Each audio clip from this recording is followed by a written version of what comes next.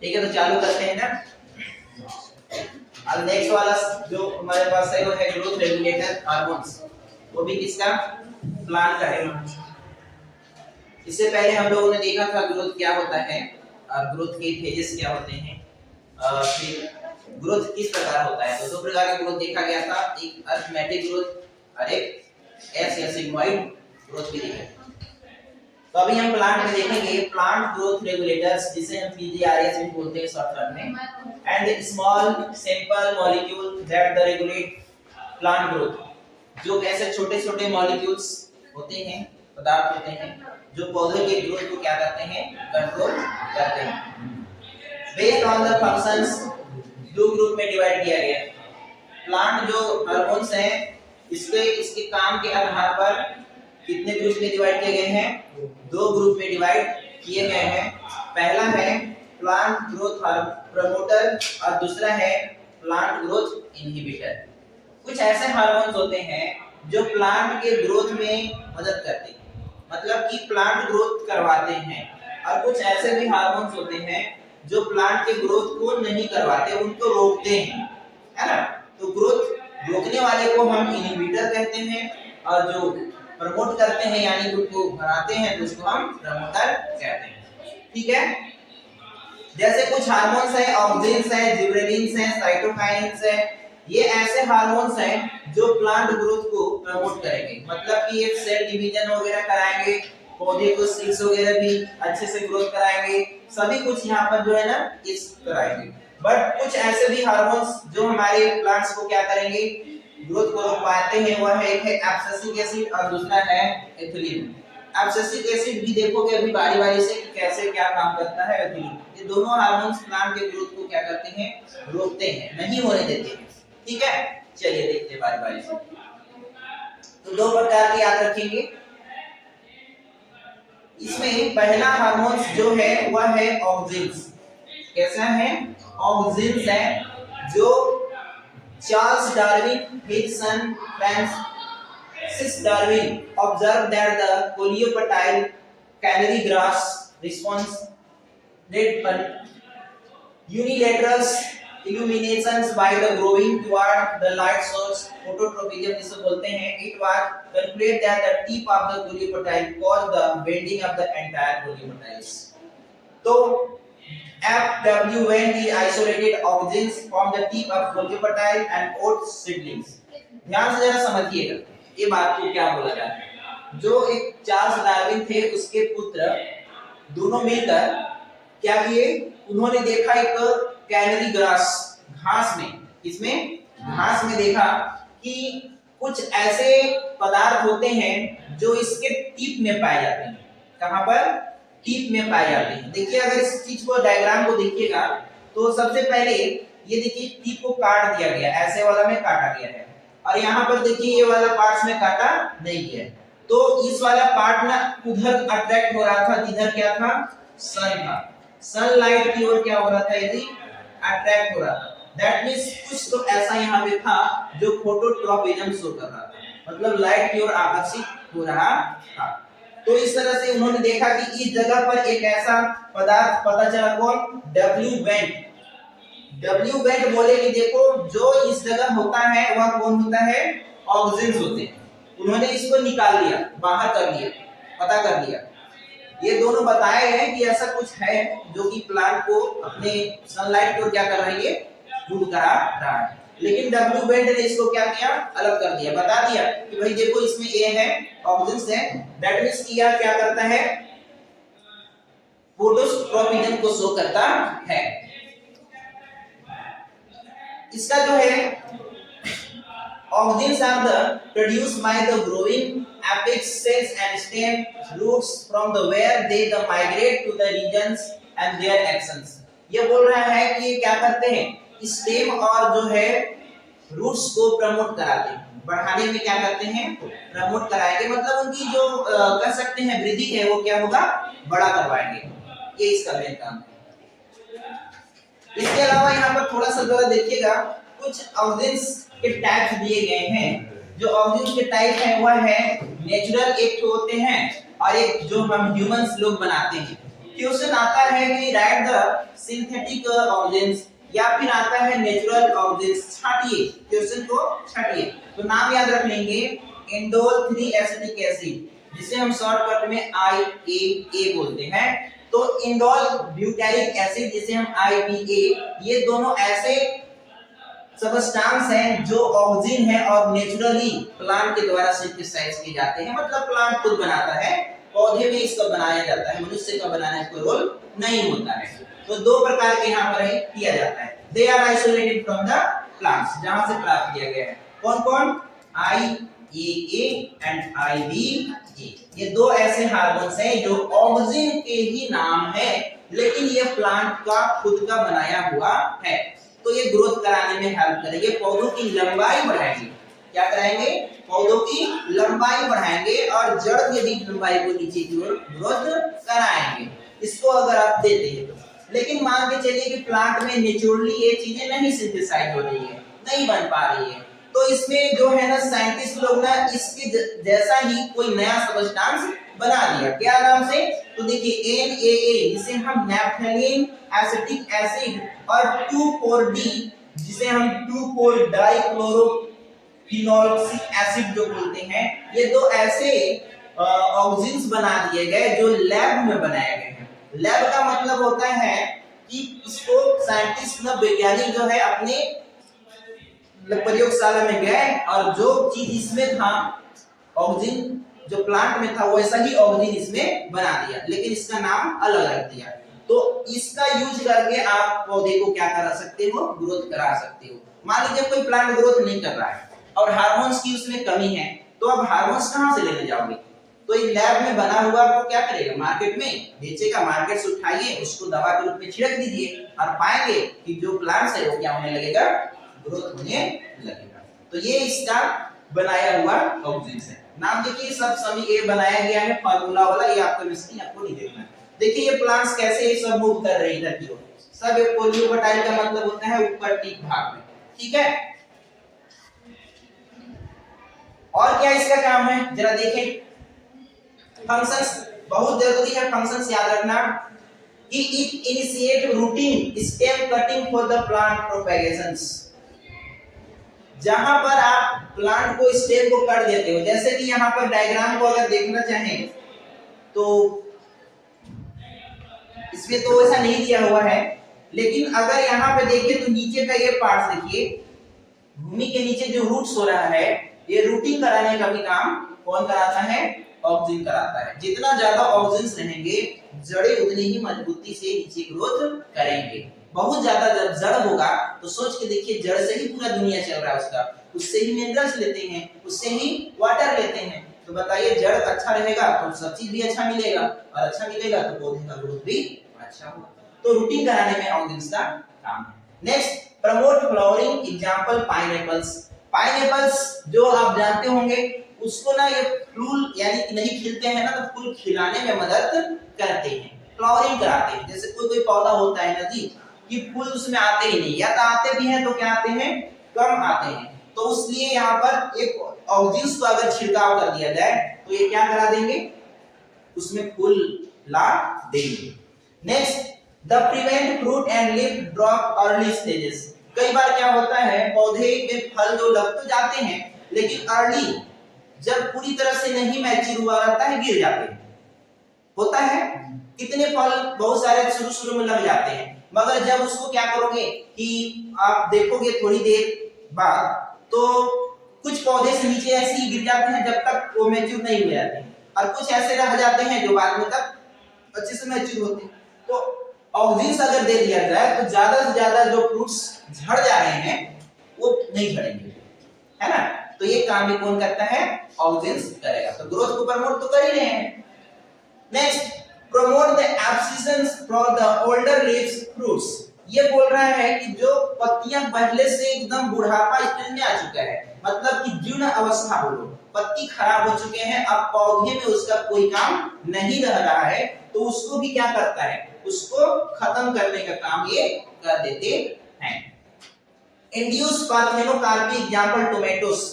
Parthenocarpy का मतलब होता है सीड्स का निर्माण कम करना, या बिना ही सीड का क्या बना देना, फ्रूट्स बना देना। तो ये भी काम ये करते हैं। बहुत सारे पौधे ऐसे हैं जिसमें कि ये फ्रूट्स में बीज बहुत आते हैं। जैसे वाटरमेलन की बात करिए थी, वाटरमेलन यानी क्या होता है, तरबूज। आप तरबूज को खाते हैं तो ज्यादातर सीड्स आ जाते हैं माउथ में।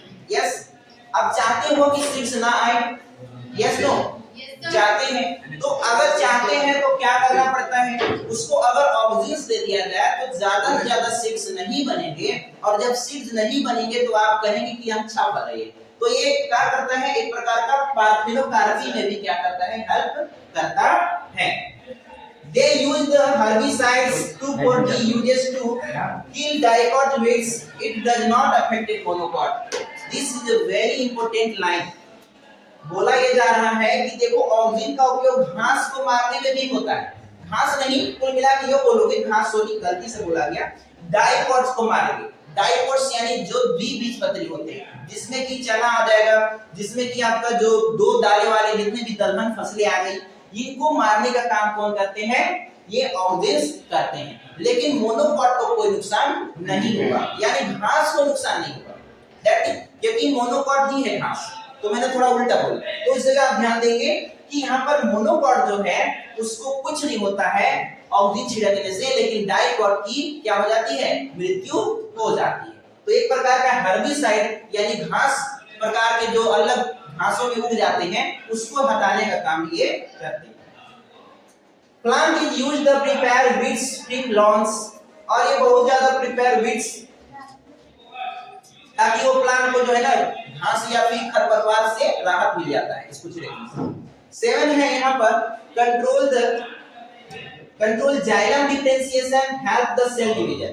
जाइलम के भी डिफरेंशिएशन में क्या करते हैं, हेल्प करेंगे। डिफरेंशिएशन का मतलब होता है कि जाइलम का अपना काम अलग अलग होता है, उसमें बहुत सारे जाइलम के पार्ट्स होते हैं। 4 पार्ट्स होते हैं, xylem parenchyma, xylem sclerenchyma and उसके अंदर विजल्स एंड सिप्ट्यूब्स, ये सब होते हैं ना। तो वो सबको भी ये क्या है, डिफरेंशिएट कराने का काम करते हैं अलग अलग, ये इसका काम है। तो इस तरह से जो है ऑक्सीन्स का ये सारा काम होता है। साथ में ऑक्सीन्स का और क्या काम है उसको भी देखिए। In higher plants growing apical bud inhibit the growth of lateral axillary bud known as the apical dominance. देखिए ये बड़े बड़े प्लांट्स में क्या करते हैं, जो पौधे होते हैं वे लंबाई में अधिकतर बढ़ाते हैं। इसके बाहरी जो मोटाई है ना, लेटरल ग्रोथ का मतलब होता है किनारे में वृद्धि। क्या होता है, किनारे में वृद्धि। तो मोटाई में वृद्धि ना करा करके ऊंचाई में वृद्धि कराते हैं, तो इसको बोलते हैं, इस फिनोमिना को एपिकल डोमिनेंस। एपिकल मतलब ऊपर, डोमिनेंस यानी कि प्रभावी, ऊपर की ओर ज्यादा वृद्धि कराएगा जबकि किनारे की ओर वृद्धि नहीं कराएगा।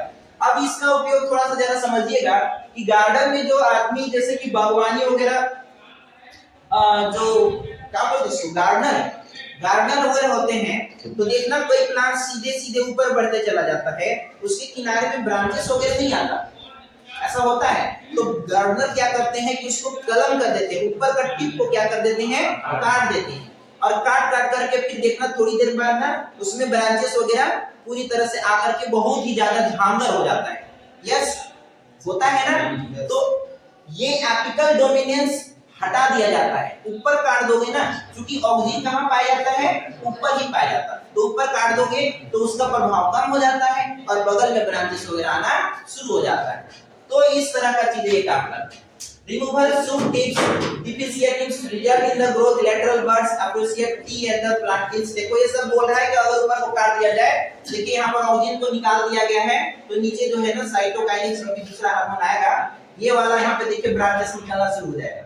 पहले देखिए दो ही क्या था, यहाँ पर देख काटा, फिर यहाँ से देखो निकलना शुरू हो गया। तो साइड ग्रोथ यहाँ पर होना शुरू तब होगा जब ये वाला पार्ट को क्या कर देंगे, कट करेंगे।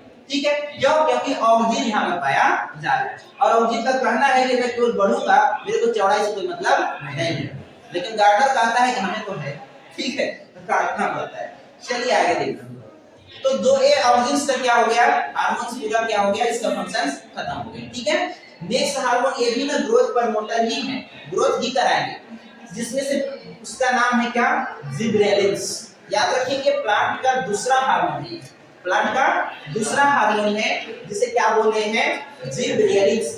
इसमें क्या होता है, दीज आर एसिडिक पीरियड्स, ध्यान देंगे एसिडिक है, फाइटो ग्रोथ रेगुलेटर, पीजीआर मतलब फाइटो ग्रोथ रेगुलेटर यानी plant growth regulator, phyto means plant ही होता है, तो पी से प्लांट भी बोल सकते हो। तो ये एसिडिक होते हैं, एसिडिक अब आपको पता है एसिड बेस की कहानी, जिसकी वैल्यू pH 7 6 से क्या हो, कम हो।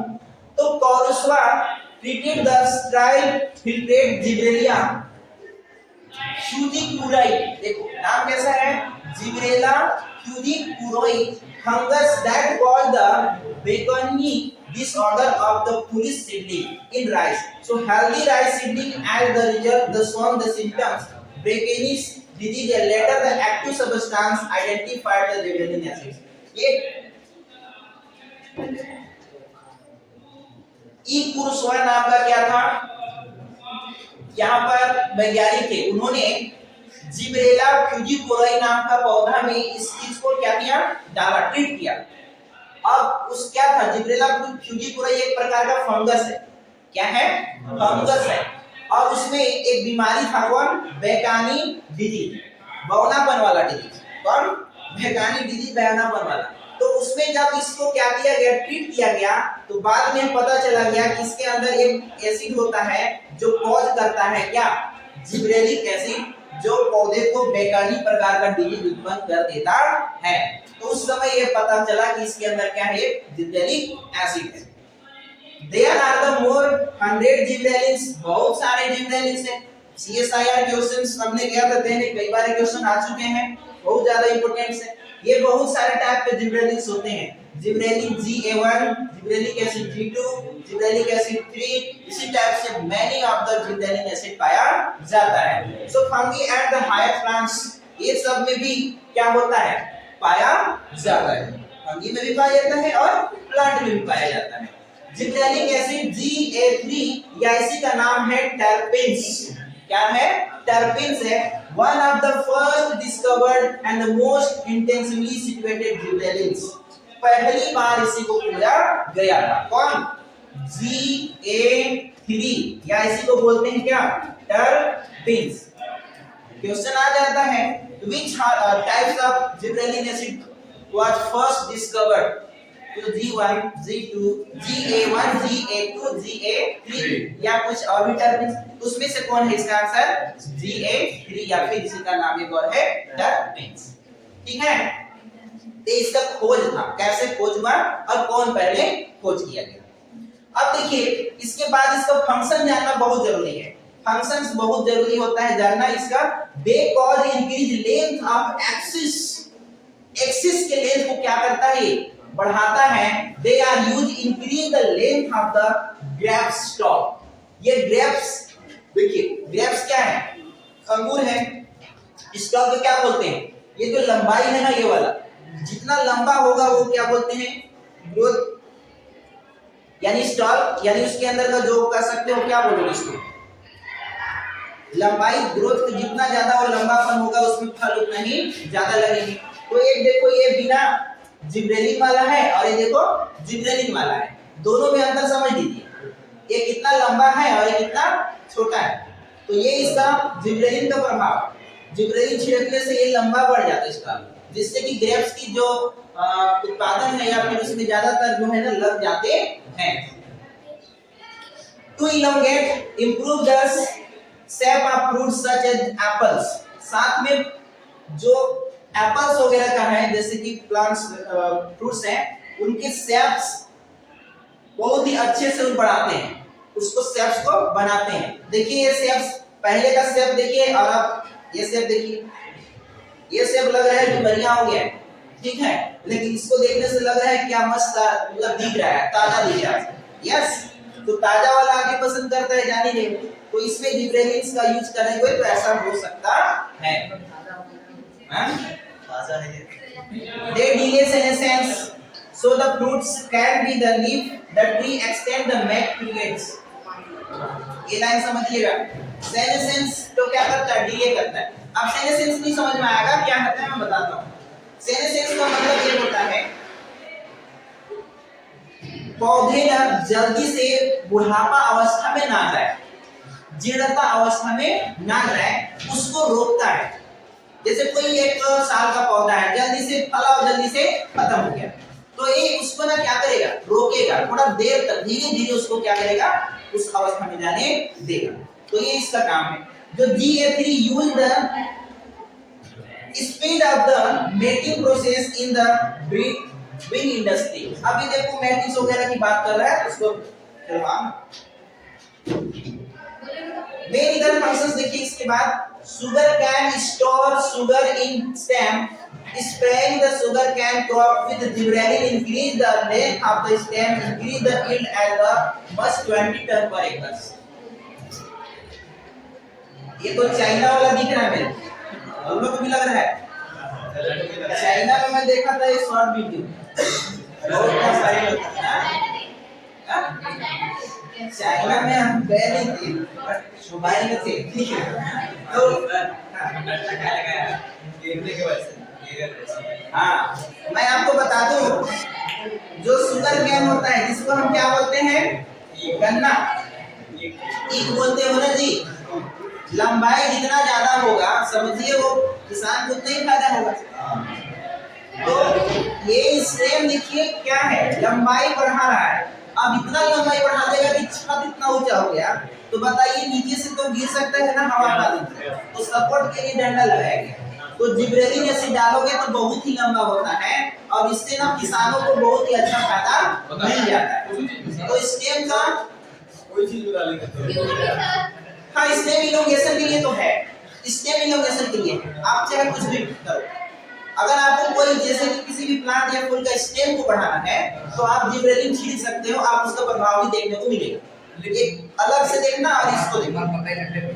हाँ मक्का जैसे बोल रहे हो आ गया था, मक्का जो है, मक्का आज के समय में नहीं बढ़ता है, क्यों जी? पहले ना मक्का बहुत तेजी से बढ़ता था और आराम से जो है आदमी फायदा लेता था, लेकिन अभी के दौरान में ऐसा हो गया है कि मक्का जो है ज्यादा बढ़ता नहीं है, और फिर छोटे में ही उसका वो जोका वगैरह आ जाता है, प्रोडक्शन देखने को कम मिलता है।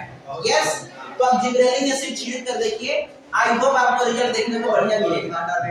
खाद को भी जरूरी है, खाली जिब्रेलिन थोड़ी, और भी तो मेहनत है, लेकिन उसमें जिब्रेलिन भी काम करेगा। Spraying the juvenile purification GM stain and the maturity period lead to early seed production।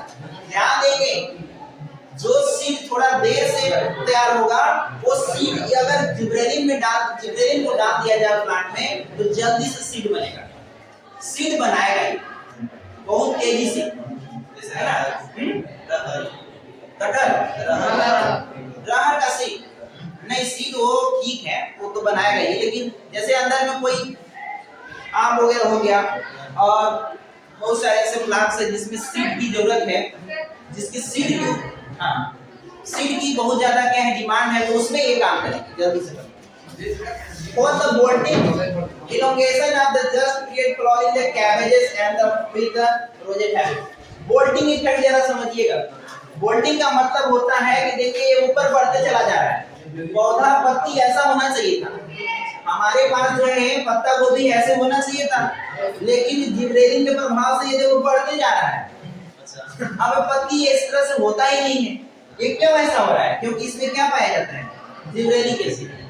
अब जिब्रेलिक एसिड इसको नहीं देना है, नहीं देना है, इसको दोगे तो बोल्टिंग इफेक्ट कराएगा। बोल्टिंग का मतलब है बड़ा करेगा खाली, ठीक है? तो ये दिक्कत है।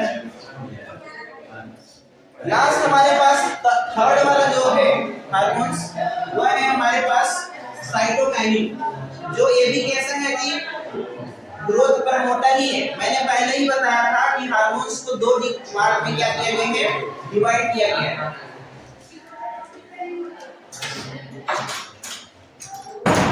दो पार्ट में डिवाइड किया गया है, जिसमें एक था हमारे पास क्या था, प्लांट ग्रोथ प्रमोटर और एक प्लांट ग्रोथ इनहिबिटर। तो एक प्रमोट करने वाले तीन हार्मोन हैं, कौन? ऑक्सिन, जिब्रेलिन और तीसरा साइटोकाइनिन। तो साइटोकाइनिन के बारे में जरा समझिए।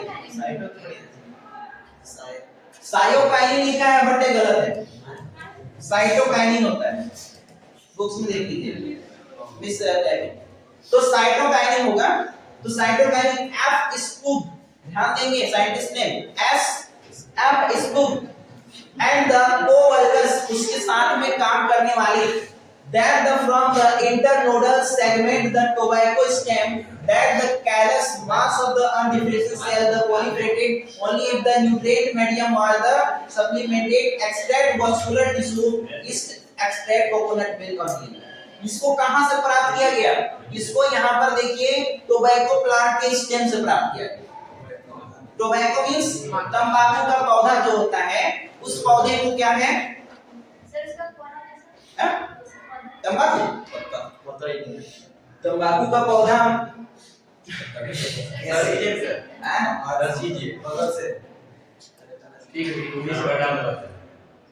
टोबैको पकड़ा जाएगा ना तो तुरंत पुलिस ले जाएगा, प्लांट ही लगाने देता है इसको। गांजा के सर सर स्कूल क्या करता है? गांजा पढ़ने सर। हां स्कूल में गांजा है सर। स्कूल में गांजा है, वीडियो बन रहा है। वीडियो बन रहा है।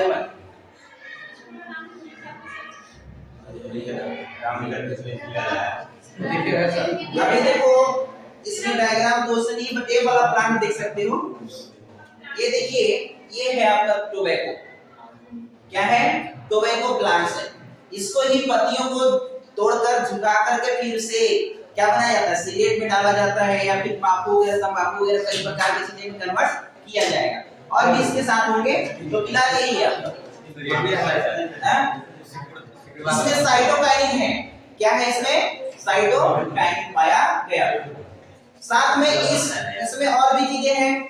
मिल्क में भी इसको देखा गया। Miner's later in identified and crystallized the active substance that term is kinetin। एक साइंटिस्ट थे स्कूबर मिलर, उन्होंने एक एक्टिव सब्सटेंस खोजा। कौन सा? काइनेटिन। वो भी साइटोकाइनिन ही है, याद रखना।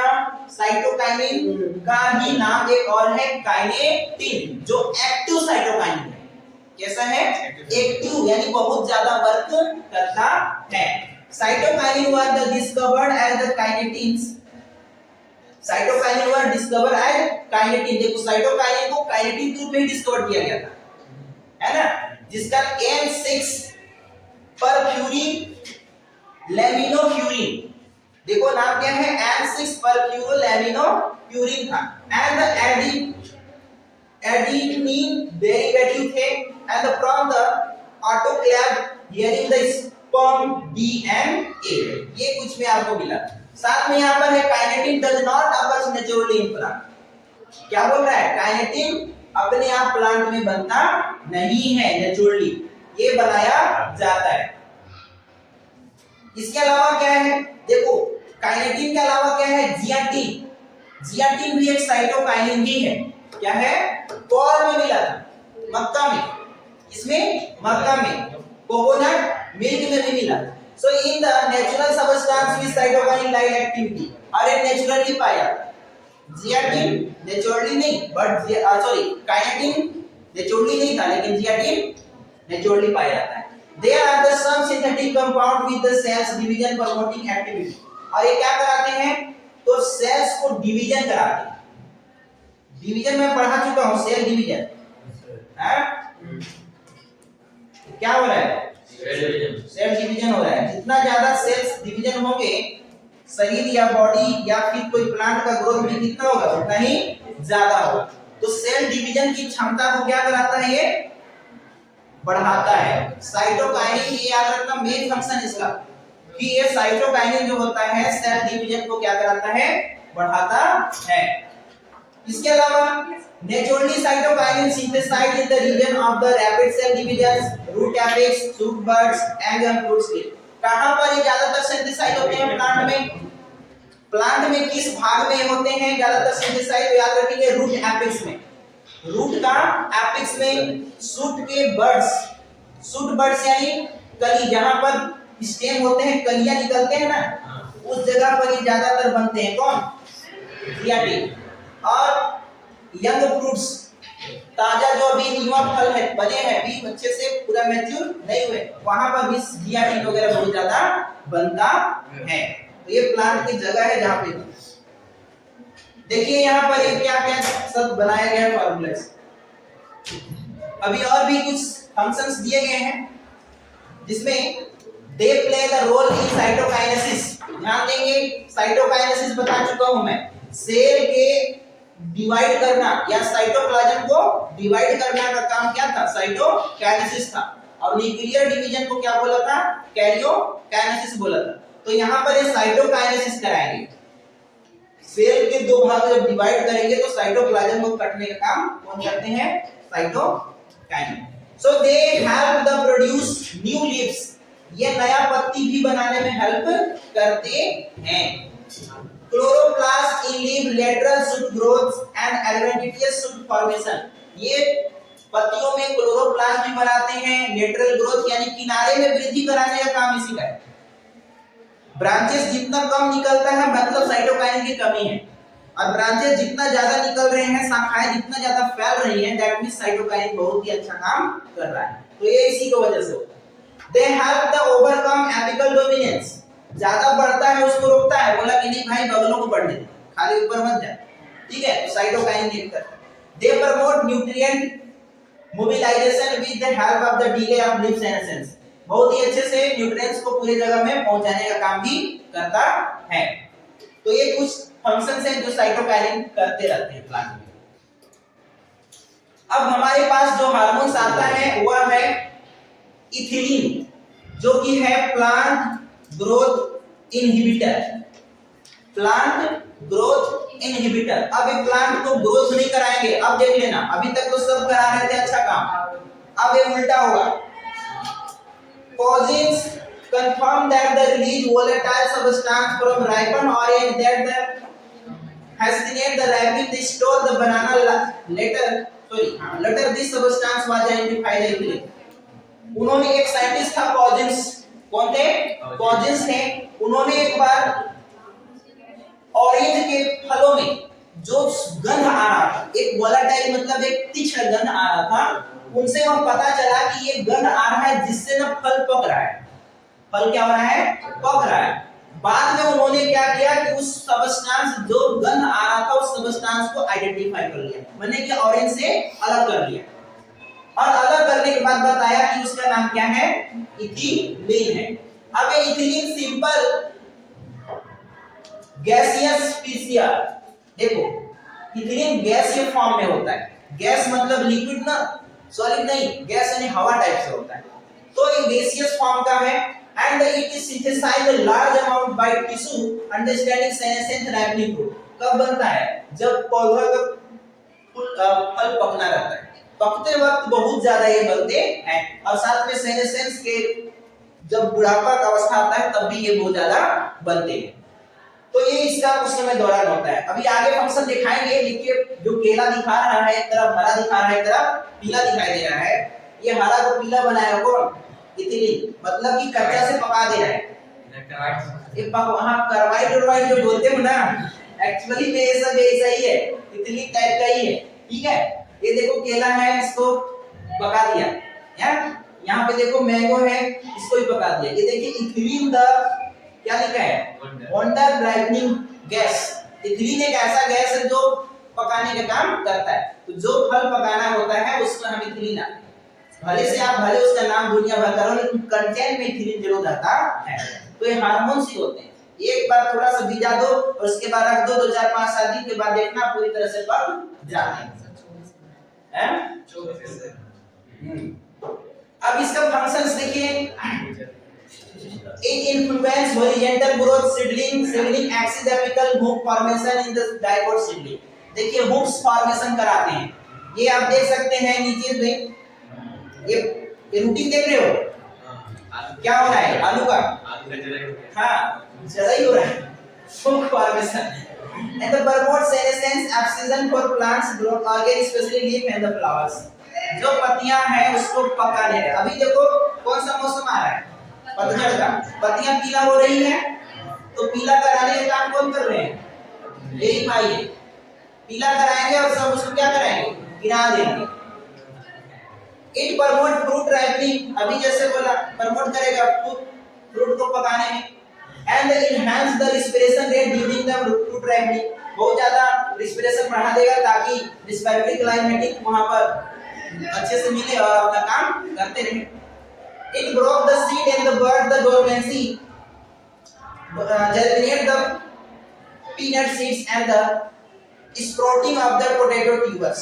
Break seed and bud dormancy, जो कभी जीवन भर में चुपचाप सुध रहा था। जैसे डोरमेंसी का मतलब होता है कि सीड आया, सीड को रख दीजिए तो जर्मिनेट ही नहीं हो रहा है, तो जर्मिनेट करा दिया जाए, मतलब उसकी जो डोरमेंसी है, उसकी जो सुप्त अवस्था है, सो रहा था तो मैंने उसको क्या किया, जगा दिया। तो ये जगाने का काम भी कौन करता है, इथिलीन। जो सीड नहीं जमता ना, उसको जमाने का भी काम कर रहा। इसके अलावा और क्या है इथिलीन का functions? Promote rapid internodes petiole elongation, बहुत ही जल्दी से ये क्या कराएंगे, रैपिडली ये क्या कराएंगे, इंटरनोड। अब इंटरनोड जानते होंगे, दो नोड के बीच की डिस्टेंस को क्या बोलते हैं, इंटरनोड। गला के दो गांठ हैं, गांठ के बीच में जो धुरियां हैं वो जितना लंबा होगा वो मतलब कि इसी को एक इलोंगेशन कहलाएगा, क्या का, तो इंटरनोड का। Deep water rice plants and help the leave upper parts of the shoot remain above water, तो ये क्या कर रहा है, हेल्प करता है पत्तियों को ऊपर रखने में ताकि पानी ऊपर बना रहे। And promote root growth and root hair formation, root hairs को भी बनाता है।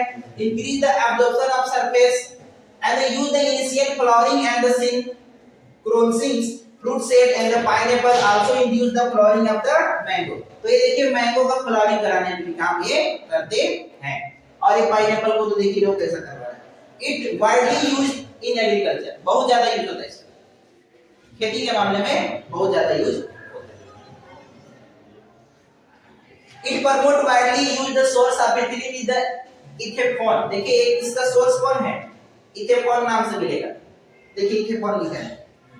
एक बार वो मिला था, क्या बोलते हैं, सोसाइटी वगैरह में था ना, आया था, इसको मिल रहा था पकाने के लिए। देखिए क्या टमाटर कितना अच्छा हो गया। इथेफॉन is an aqueous solution readily absorb the transpirate within the plant and release the ethylene slowly. So the ithephon has 10 fruits and ripening the tomatoes of the apples and accelerate the abscission of the flower. फूलों को जल्दी से खत्म करेगा और उसमें फल जल्दी से पकाने का काम करता है। And promote the female flower cucumber and thereby increase yield. Cucumber में फीमेलनेस मतलब कि फीमेल पौधा को बहुत ज्यादा बढ़ाएगा ताकि बहुत ज्यादा फल लगे, तो ये भी आपका ये इथिलीन का काम है। लास्ट हमारे पास है आज का इसमें, और वो है कौन, एब्सिसिक एसिड है। ये भी कैसा है, ग्रोथ इनहिबिटर है, रोकते हैं। ये क्या करते हैं, during the mid 1960 it was reported 3 kinds of inhibitor, B abscisic second and dormin. इसके को नाम देखो है, इनहिबिटर है एब्सिसिक 2 एंड डोर्मिन, ये सब नाम किसके हैं, एब्सिसिक एसिड के हैं। They were the climatically identical and know the abscisic acid, और एक पूरी तरह से केमिकली हमारे पास निकल चुका है बाहर, तो इसका नाम क्या रख दिया गया, एब्सिसिक एसिड रख दिया गया। ये डेरिवेटिव ऑफ द कैरोटीनॉइड्स का बना होता है, किसका है, कैरोटीनॉइड्स का। एब्सिसिन और डोर्मेंसी को क्या करता है, रेगुलेट करता है। मैं आपको भी दिखा देता हूं इसको क्या कर रहा है।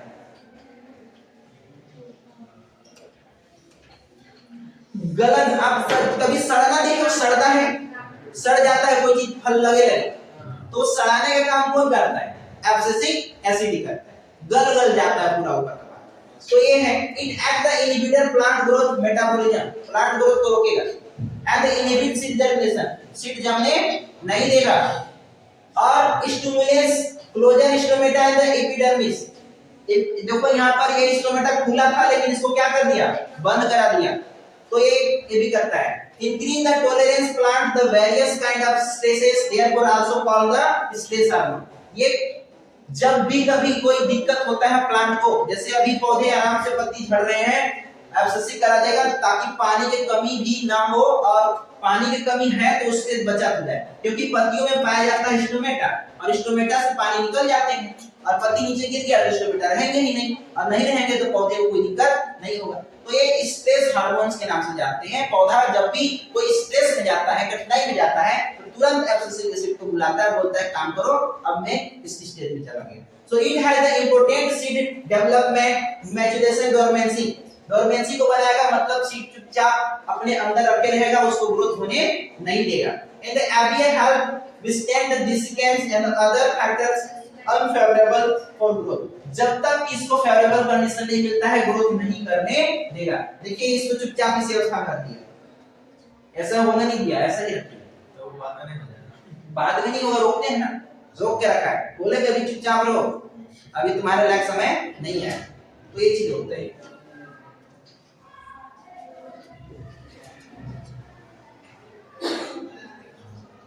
कुछ चीजें और भी हैं जो कि ये प्लांट्स को क्या करते हैं।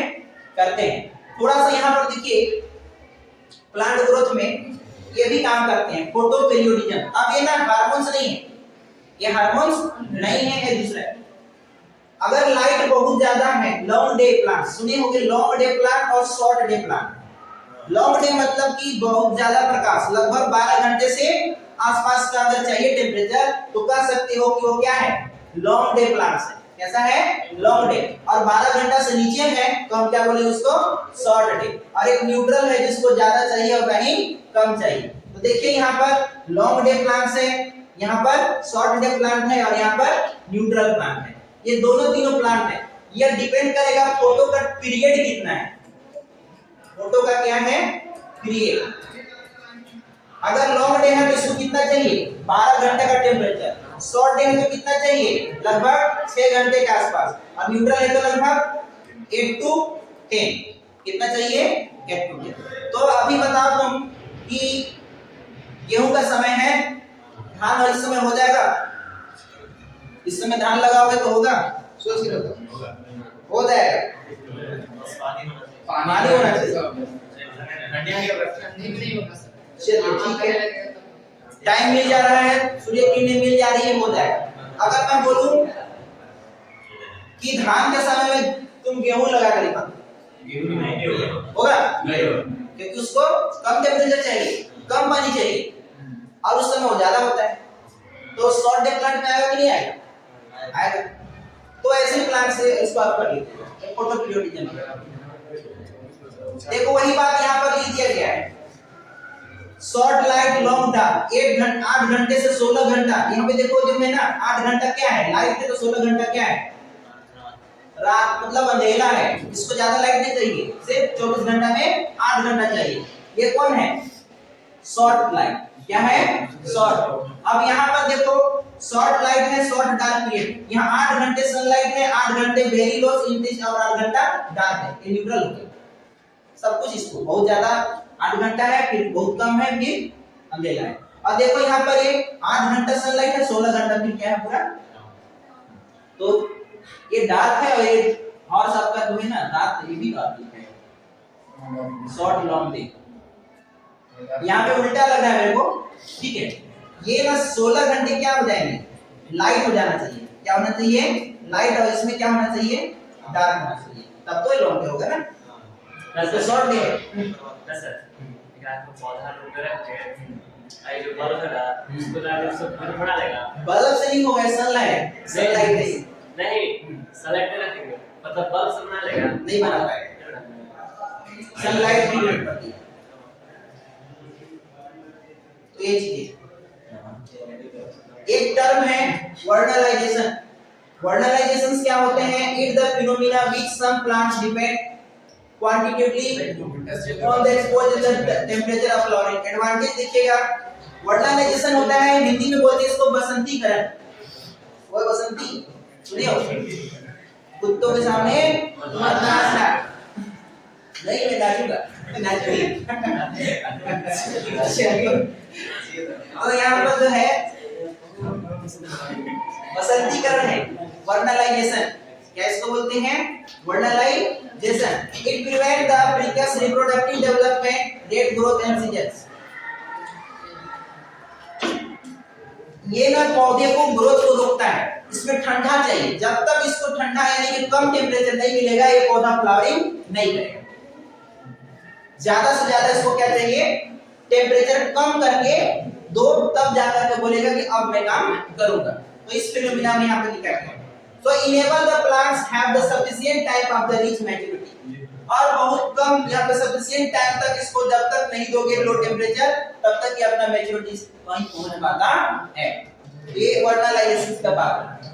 इसमें एग्जांपल लिखिएगा, फूड प्लांट, व्हीट, बार्ली, राई, ये सब है स्प्रिंग वैरायटीज, जैसे कि normally planted in the spring and the come flower in the produce grain before and the flowering seasons. ऐसा बोल रहा है कि नॉर्मली प्लांट कब होता है, जैसे स्प्रिंग का मौसम। स्प्रिंग मतलब क्या होता है? स्प्रिंग का मतलब सीजन। कौन सा सीजन होता है स्प्रिंग मींस?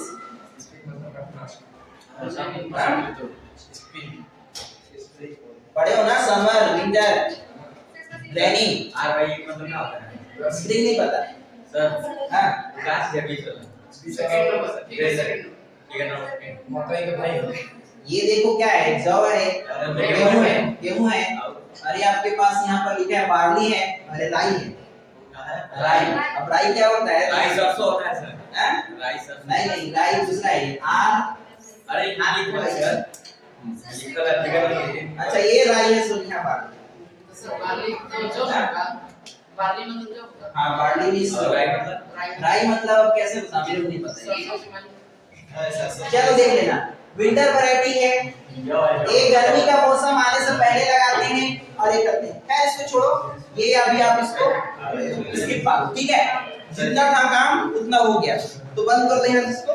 और एक बार आप